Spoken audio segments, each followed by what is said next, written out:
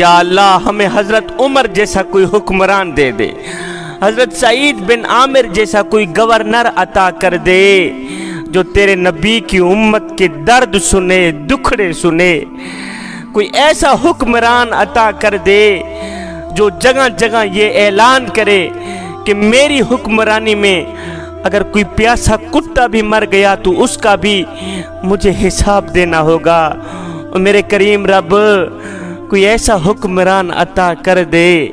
کوئی ایسا گورنر عطا کر دے۔ حضرت سیدنا عمر فاروق رضی اللہ تعالی عنہ نے حضرت سعید بن عامر کو کسی علاقے کا گورنر منتخب کر دیا۔ 6 ماہ بعد حضرت سیدنا عمر فاروق رضی اللہ تعالی عنہ جب اس علاقے میں گئے تو آپ نے لوگوں کو بلایا، ساتھ میں گورنر حضرت سعید بن عامر کو بھی بلایا۔ سب کو بلا کر حضرت سیدنا عمر فاروق رضی اللہ تعالی عنہ لوگوں سے فرمانے لگے کہ حضرت سعید بن عامر کی کوئی شکایت ہو تو مجھے بتائیں۔ حضرت سعید بن عامر کو میں یہاں کا گورنر منتخب کر کے گیا تھا، اگر اس کی کوئی شکایت ہو تو مجھے بتائیں۔ اب گورنر حضرت سعید بن عامر لوگوں کے سامنے کھڑے ہیں، حضرت عمر فاروق پوچھ رہے ہیں اس گورنر کی کوئی شکایت ہو تو مجھے بتائی جائے۔ یہ سن کر لوگوں نے کہا یا امیر المومنین، اس گورنر کی 4 شکایتیں ہیں ہمارے پاس، 1 بھی نہیں 2 بھی نہیں، کتنی 4 شکایتیں ہیں۔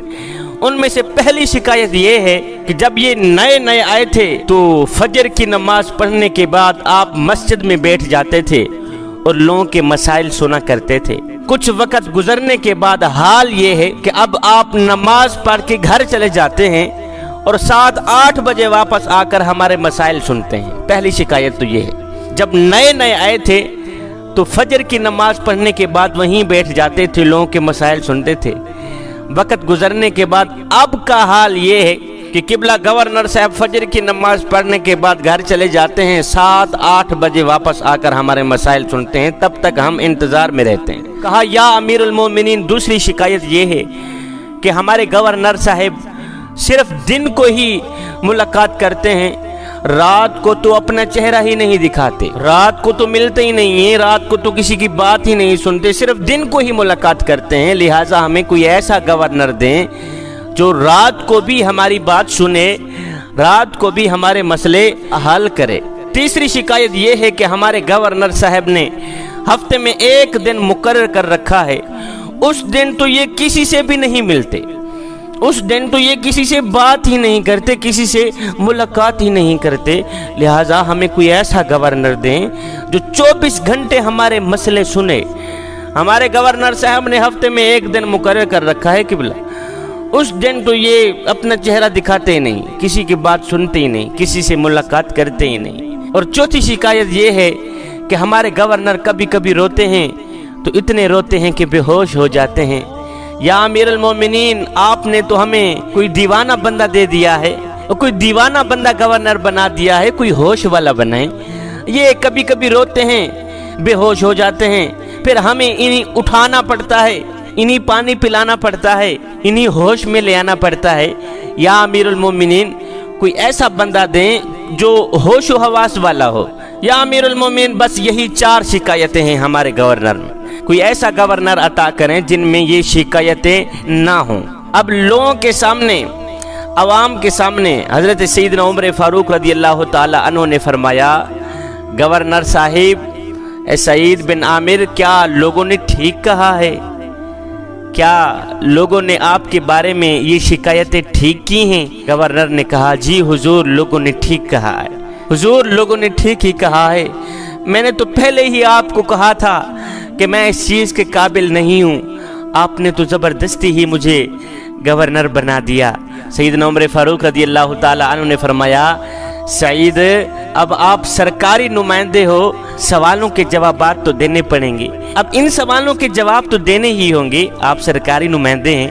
کہا جی حضور پوچھئے۔ فرمایا بتاؤ، فجر کی نماز پڑھنے کے بعد لوگوں کی باتیں کیوں نہیں سنتے، لوگوں کے مسئلے کیوں نہیں سنتے؟ فجر کی نماز پڑھنے کے بعد گھر چلے جاتے ہو، 7-8 بجے آتے ہو، لوگ آپ کا انتظار کرتے رہتے ہیں، فجر کی نماز کے فوراً بعد لوگوں کے مسئلے کیوں نہیں سنتے؟ کہا حضور اگر پردے نہ کھولے جاتے تو اچھا تھا، اگر آپ بار بار اصرار فرما رہے ہیں تو میں آپ کو بتا ہی دیتا ہوں۔ کہا حضور دراصل میری بیوی بیمار ہے، وہ بیچاری ٹانگوں سے معذور ہے، میں غریب سا آدمی ہوں، گھر میں کوئی اور کام کرنے والی ہے نہیں، میں فجر کی نماز پڑھنے کے فوراً بعد گھر جاتا ہوں، گھر میں جھاڑو دیتا ہوں، جھاڑو دینے کے بعد ناشتہ اپنے ہاتھوں سے تیار کرتا ہوں، کھانا پکاتا ہوں، خود بھی کھاتا ہوں، اپنے ہاتھوں سے اپنی بیوی کو بھی کھلاتا ہوں، وہ بیچاری ٹانگوں سے معذور ہے، بیمار ہے، حضور اسی لیے دیر ہو جاتی ہے۔ لوگوں نے سعید بن عامر کا پہلا سوال سنا، گردنیں جھک گئیں۔ سیدنا عمر فاروق رضی اللہ تعالیٰ عنہ نے فرمایا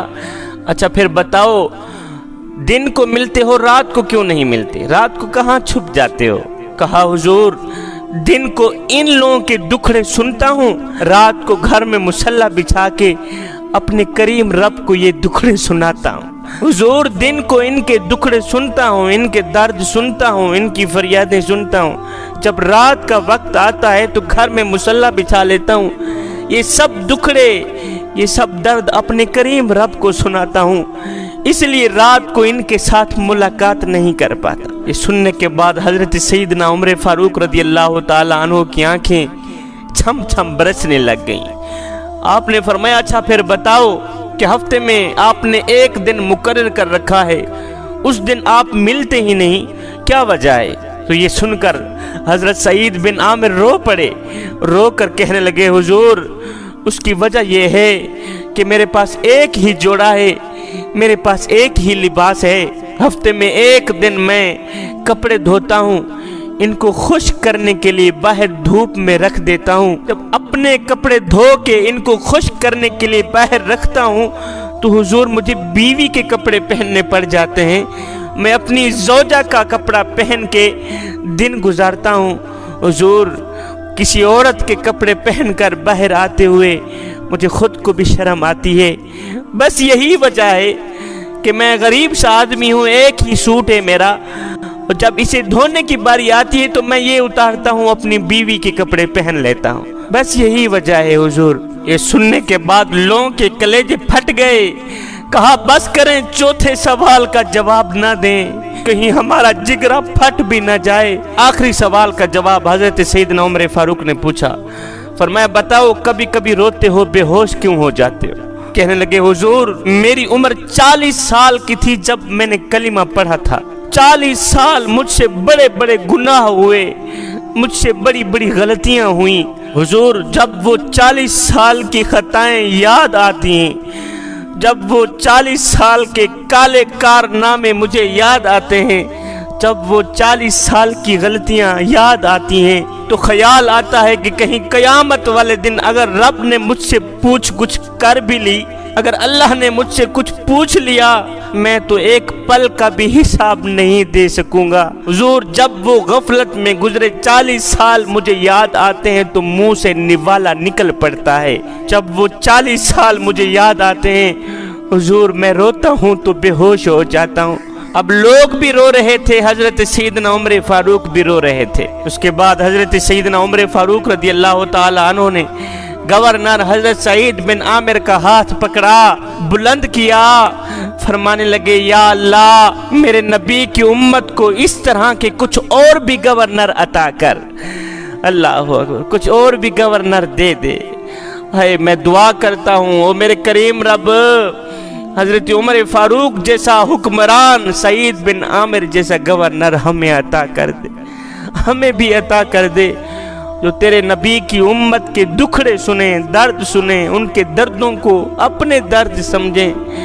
نبی کی امت کے دکھوں کو اپنے دکھ سمجھیں، حضرت سیدنا عمر فاروق کی طرح اعلان کریں کہ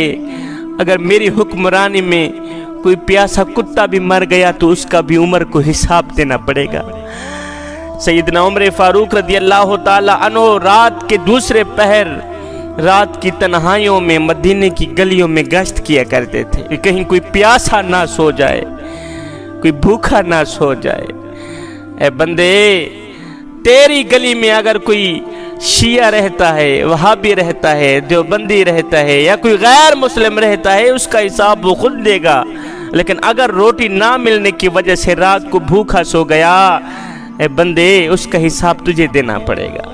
سیدنا عمر فاروق رضی اللہ تعالی عنہ اپنا قیمتی سکون چھوڑ کر رات کے دوسرے پہر مدینے کی گلیوں میں گشت کیا کرتے تھے، کہیں ایسا نہ ہو کہ کوئی روٹی کھائے بغیر نہ سویا ہوا ہو۔ یہ سب کیوں کرتے تھے؟ اس لیے آپ کو پتا تھا کہ عبادت اس مقام تک نہیں پہنچاتی، نماز اس مقام تک نہیں پہنچاتی، روزہ اس مقام تک نہیں پہنچاتا، حج زکوٰۃ اس مقام تک نہیں پہنچاتی جہاں غریب کی خدمت پہنچاتی، نماز اس مقام تک نہیں پہنچاتی جہاں غریب کی خدمت پہنچاتی، عبادت اس مقام تک نہیں لے کے جاتی جہاں غریب کی خدمت لے کے جاتی ہے۔ غریب کی خدمت میں اللہ تعالیٰ کتنا خوش ہوتا ہے۔ حضور کی غریب امت کی مدد کرو، ان سے پیار کرو، ان سے محبت کرو۔ اللہ اکبر، ان کے دردوں کو اپنے درد سمجھو، ان کے دکھڑوں کو اپنے دکھڑے سمجھو۔ اگر میں آپ لوگوں کے بچوں سے پیار کروں تو میں آپ کو کتنا اچھا لگوں گا، اور اگر آپ میرے بچوں سے پیار کریں تو آپ مجھے کتنے اچھے لگیں گے۔ تو جب ہم سب اپنے نبی کی امت سے پیار کریں گے تو اپنے نبی کو کتنے پیارے لگیں گے۔